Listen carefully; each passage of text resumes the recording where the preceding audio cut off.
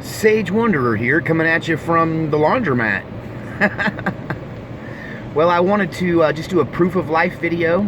It's been the longest stretch I've ever gone without making a video, and it just simply has to do with the fact that I have just been crazy busy. The return to Texas came with it a bunch of new responsibilities. Got my kid with me.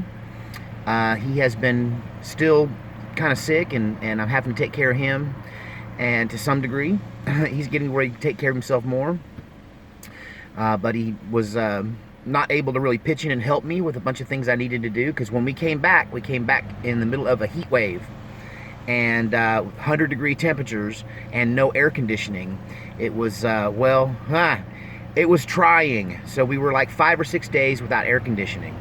Now, before I left Texas for Oregon back in May, I was ready to put up they call it a service loop, but essentially it's this weatherhead thing with the wires that come out and hook up to the high line, and then that's hooked to a pole, and you have this conduit that comes down to the meter base, and then at the bottom of that is a big breaker box.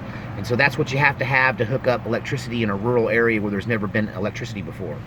So I wanted to get on the grid just so that I could have AC in the summertime, because I can't afford to purchase a solar power system that will run an AC unit. That's just it's a bigger expense than I was willing to go.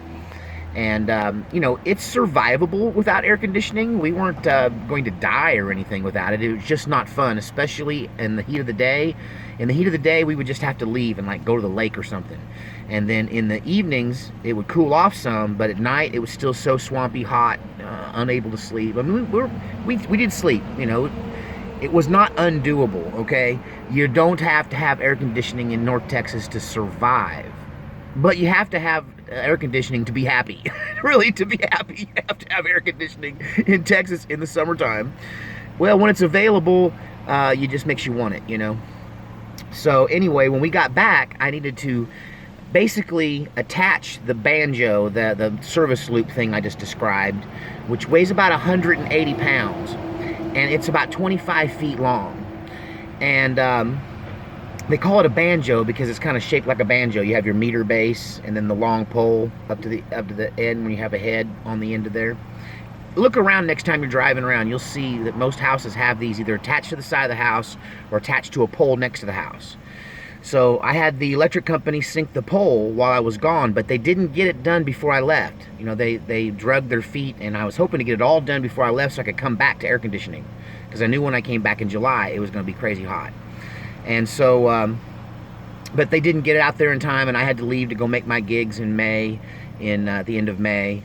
And so when I came back, the pole was set, and my banjo, my service loop, was inside, ready to be stuck, and all I had to do was stick it onto the pole. The problem is, it weighs 180 pounds, and it's, I had to reach up like 22 feet to get to the very top and secure that thing. You should have saw me on a rickety ladder, because I couldn't purchase a really good extension ladder because I don't have a pickup to haul it home in. So I had to buy one of those extension ladders that fold up. So in this four-way folding extension ladder out to its full reach, on the very top rung, I could just reach up high enough to get the top part connected to the pole. And it was so hard to deadlift the thing and to get it up to the right height from the ground once I leaned it up against the pole, that I had to get a jack under it. I got to get my car jack under it, and I jacked it up to get it to the right height so I could stick it to the pole. So that was really frustrating. It was it took me a full day and a half, mainly because of the heat. I could only do so much before I was just drenched in sweat and exhausted. And but we got that taken care of. It passed inspection. Whoop, whoop. So my electrical work passed inspection, and they hooked me up yesterday, and I was able to get my air conditioner installed in the window, a window unit, and so we have air conditioning now.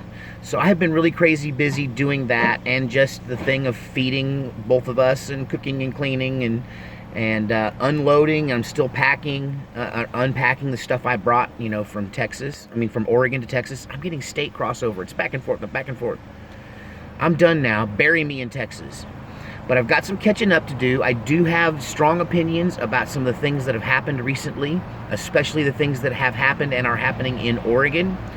And with social media, the social media civil war is heating up.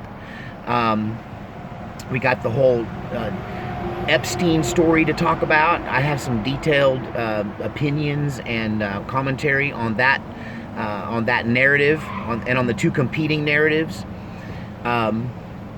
So yeah, there's a lot to do in the channel. I'm trying to get caught up now that I have air conditioning. Also, the other thing is, and this is the real reason I haven't made a video in the last few days, is my phone quit. Remember the old busted phone that I've made 800 videos with, something like that? The screen was all cracked, and it would cycle off in the middle while I was in the middle of trying to do something. It would just start rebooting. It's so frustrating. It started going out on me on the way back from Oregon to Texas. And so I had to get a new phone, then I had to get it programmed, and now I got to figure out how to work it. So I was doing laundry, and you just got to wait for that to cycle at the laundromat. So now that I got my son, I can't really do hand washing. There's just too much of it. So I'm doing our laundry here at the laundromat. And yeah, anyway, I just want to do a proof of life video, kind of catch up with you guys. Now that I have electricity, I hope to get some high-speed internet. A little update on the Texas Homestead project. I will be purchasing a studio / room for my son to stay in the next few days, as soon as I get caught up and make it out there. They had a used one that was a little bigger than the ones we were looking at. You got a little more bang for your buck, as it were. And you know, you basically get an extra porch for a little less money. So I need to go look at that used one, see if it's still out there. But I may take you guys along on the ride for that and show you the decision-making process as I go through it. Then I've got to get that thing ready to go. And I tell you what, if you want to support the channel, if you want to help out what I'm doing on the Texas Homestead project, thanks to everyone that's contributed so much. This has really been a group-funded project by my viewers. Thank you for buying the house for me. Thank you guys for helping me furnish it with some basic stuff. I still need to get insulation in. I don't have enough insulation. I've got to have that. I still need a water catchment system, so I got to put on gutters, and I have to put on I have to get a big heavy-duty outside water tank, so that I can you know, divert the water from the roof, from the tin roof, metal roof, into the big holding tank. And so there's an expense there to buy the water tank. Is like I think I can get them for like $150 for a 550 gallon water tank. And then the gutter system is just regular, you know, vinyl gutters. So I just have to go to Home Depot and buy those. Those aren't too expensive. But that's probably a $300 or $400 project, plus a couple of days on the ladder. Hey, but I got the cool new ladder. And then I'm debating whether to do some chickens first, or whether to get a couple of goats first, or whether to buy a calf. And I'm just kind of late to buy a calf. I should have bought it sooner in the spring to have more time on the grass. And they're a little harder to deal with when they're big like that. So I may go with some goats for now, just as you know, organic lawnmowers, if nothing else, to keep the tall grass down. And I haven't seen any snakes out the place yet, but I have been fighting wasps and spiders, and everything's trying to come in my house. And a lot of that has to do with the tall grass out there. So it's either buy a lawnmower or buy some goats. Problem with goats is you can't keep them off your cars. They always climb on your cars. So anyway, that's what's been going on with me. And I will get back to creating content now that I've made this epic journey to Oregon and back. And I have one last thing to say about Oregon and Texas. Bury me in Texas. If I never leave Texas again, I'll be a happy man. Honestly, I could just stay right here forever. All right, God save our republic.